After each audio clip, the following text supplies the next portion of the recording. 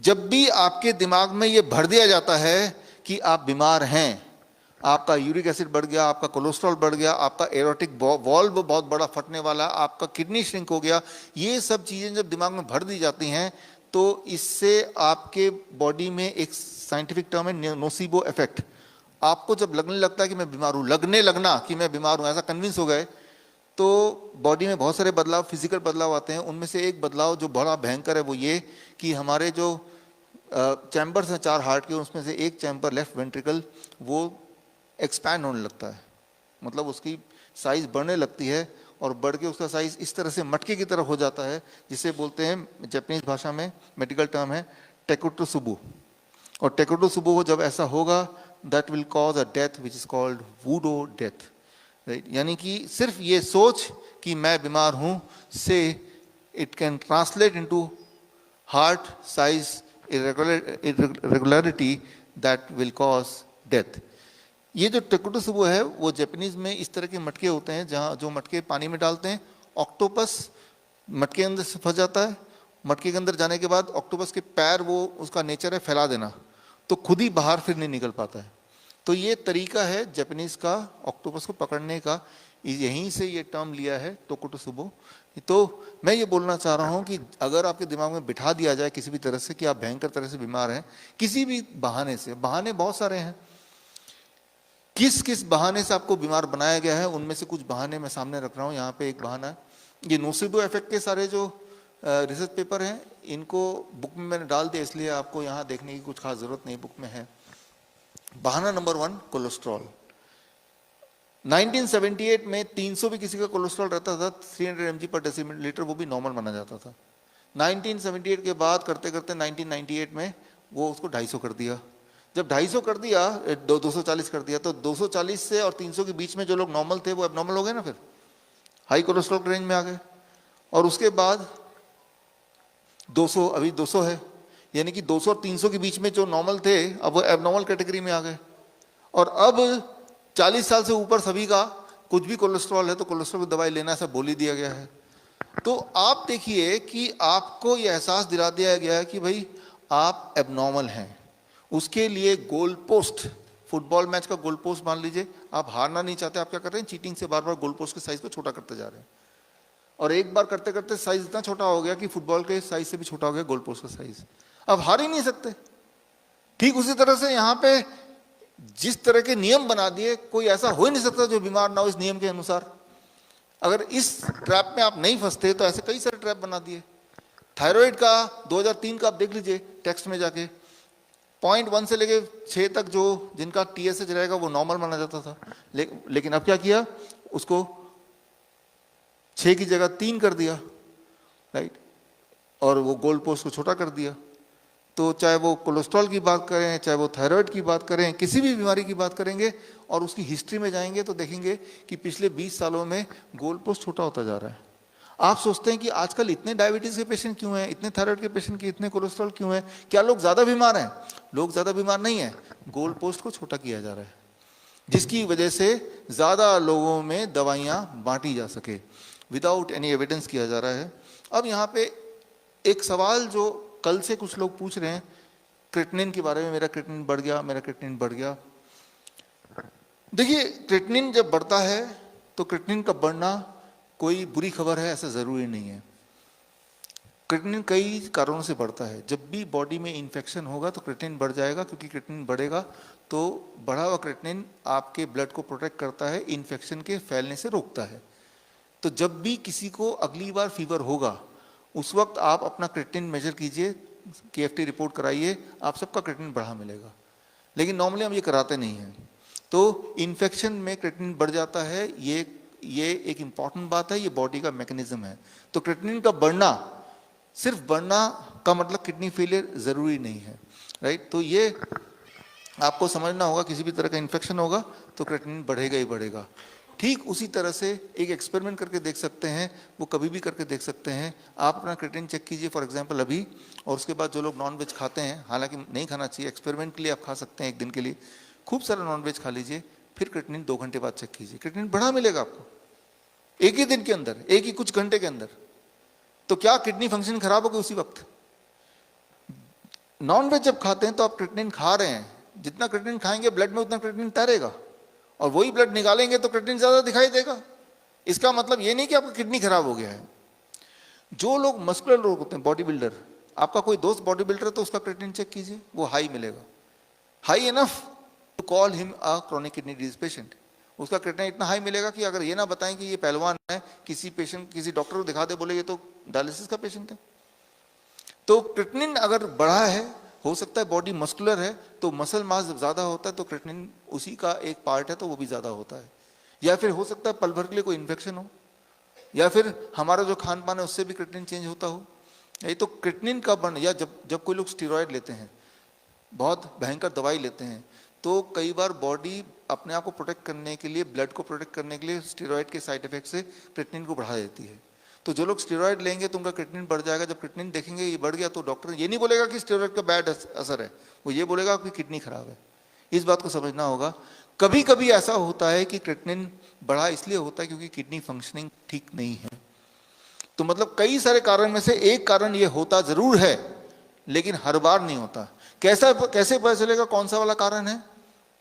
वो ऐसे पता चलेगा कि आपको कोई सिम्टम है, कोई डिस्कम्फर्ट है, क्या आपकी बॉडी में सूजन है, क्या आपका ब्लड प्रेशर 180/100 ऐसा रहता है, क्या आपको एक्सट्रीम कमजोरी है, क्या आपकी यूरिन आउटपुट 400 ml से कम है। जितने सारे सवाल मैंने पूछे, अगर इनका सबका जवाब नहीं है, इसका मतलब वो जो क्रिएटिनिन का बढ़ा हुआ है, चिंता करने की जरूरत नहीं है, वो कोई ना कोई और कारण से बढ़ा होगा। तो क्रिएटिनिन का बढ़ना is not directly proportionate to chronic kidney disease, ये बिल्कुल समझ लीजिए। इसके ऊपर दुनिया का सबसे बड़ा जो ट्रायल हुआ है वो ट्रायल आपकी आंखों के सामने है, ये किताब में भी मैंने दे दिया है, बाद में रेफर करना हो तो। ये सवाल देखने की कोशिश की गई कि जिनका क्रिएटिनिन बढ़ा रहता है among the chronic kidney disease patient, क्या उनकी डेथ जल्दी होती है? तो ये देखा गया कि जिनका क्रिएटिनिन बढ़ा था उनकी डेथ रेट कम थी, जिनका क्रिएटिनिन उतना नहीं बढ़ा था उनकी ज्यादा जल्दी डेथ हुई। रिवर्स, क्रिएटिनिन बढ़ने का मतलब डेथ जल्दी नहीं होना, बल्कि इसका उल्टा ही पाया गया। और ये दुनिया का सबसे बड़ा स्टडी है 5388 पेशेंट्स पे। तो डॉक्टर्स जो यूं ही बोल रहे हैं उसको मानेंगे या सबूत जो दिखा रहा है उसको मानेंगे? राइट, सबूत तो यही दिखा रहा है। इसके विपरीत डॉक्टर जो ही बोल रहे हैं, आप बोल सकते हैं कि जो आप बोल रहे हैं उसका सबूत दिखा दीजिए फिर। तो मैं ये बोलना चाह रहा हूं, यही बात हम हमारे हिम्स के डॉक्टर्स को बार बार ये मैसेज देते रहते हैं, दिमाग में बिठाते रहते हैं कि क्रिएटिनिन को सीरियसली लेने की आवश्यकता नहीं है, क्रिएटिनिन से पैनिक होने की जरूरत नहीं है।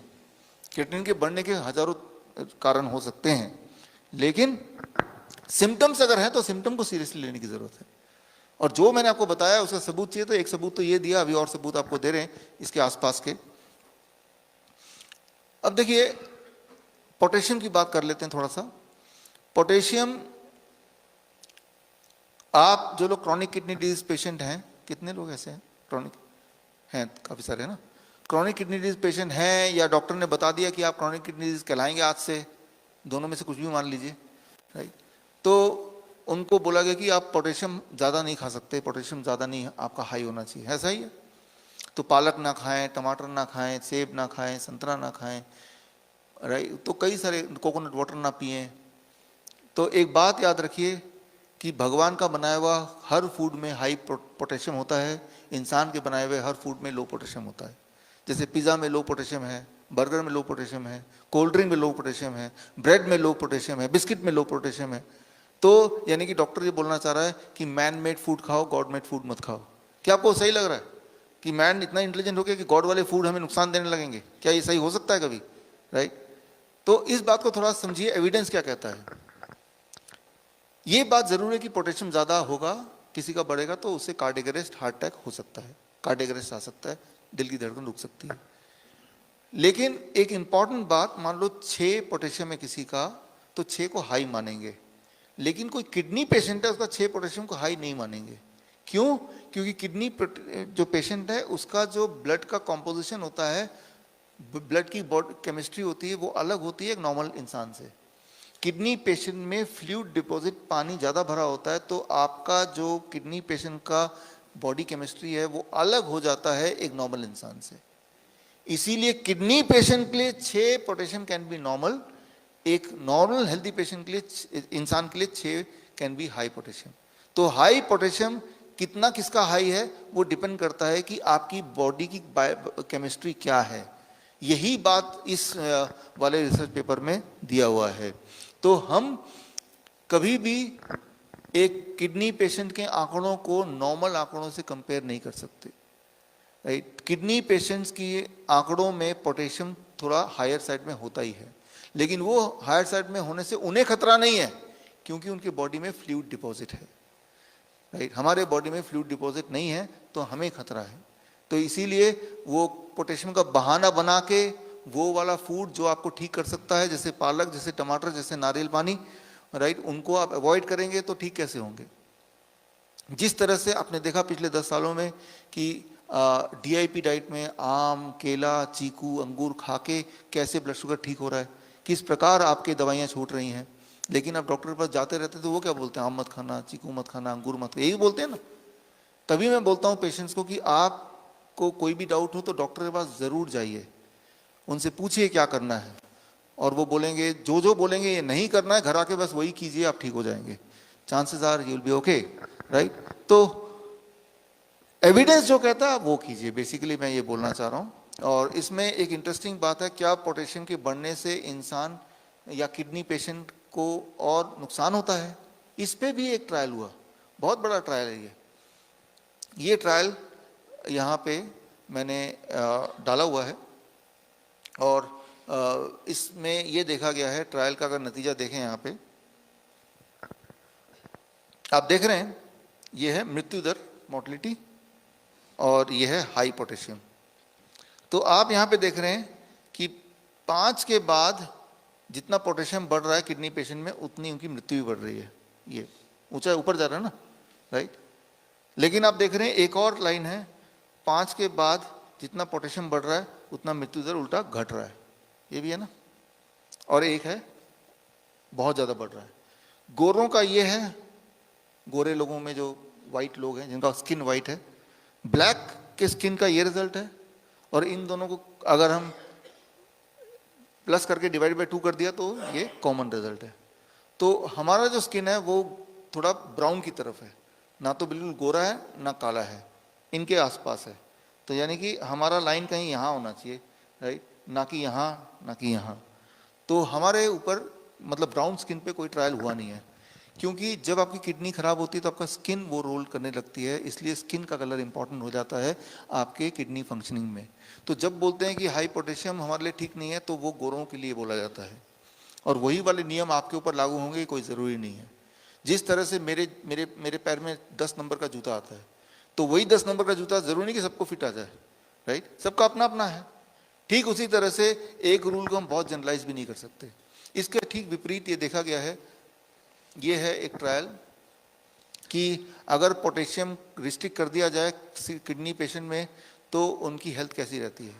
तो ये देखा गया है, जिनके पोटेशियम बढ़ा दिए गए हैं, जिनको फल ज़्यादा दिया, जिनको पालक ज़्यादा दिया, जिनको टमाटर ज़्यादा दिया, नारियल पानी दिया, जिनमें पोटेशियम हाई है, वो वाले फूड जिन किडनी पेशेंट को दिए गए, वो किडनी पेशेंट ठीक होने लग गए, वो ठीक हो गए। तो ये रहा वो ट्रायल आपके आंखों के सामने, 2020 का ये ट्रायल है। तो यानी कि ये है कि फल, कच्ची सब्जी, नारियल पानी जो यहाँ दिया जा रहा है, इससे किडनी पेशेंट ठीक होते हैं, हो सकते हैं। हमारे यहाँ तो होते ही हैं, बल्कि ट्रायल भी यही कह रहा है, राइट। जबकि ऐसा कोई ट्रायल नहीं है जिससे ये साबित होता हो कि फल, कच्ची सब्जी वगैरह देने से क्रोनिक किडनी डिजीज पेशेंट की हालत खराब होती है, ऐसा कोई ट्रायल नहीं है। अगर तो है तो आप कहीं से ढूंढ के लाइए। जिस डॉक्टर ने ऐसा बोला पोटेशियम नहीं लेना चाहिए, उसको बोलिए ढूंढे, उसको बोलिए इसका बेसिस क्या है। जब कोई डॉक्टर को बोलता है कि नारियल पानी नहीं पीना चाहिए तो साथ में कोई बेसिस तो बताए। जैसे मैं जो बता रहा हूँ उसका बेसिस मैं आपको दिखा रहा हूँ, एविडेंस दे रहा हूँ, वो भी एविडेंस देना चाहिए उनको, वो तो रोज ही बता रहे हैं, right. They should also give evidence.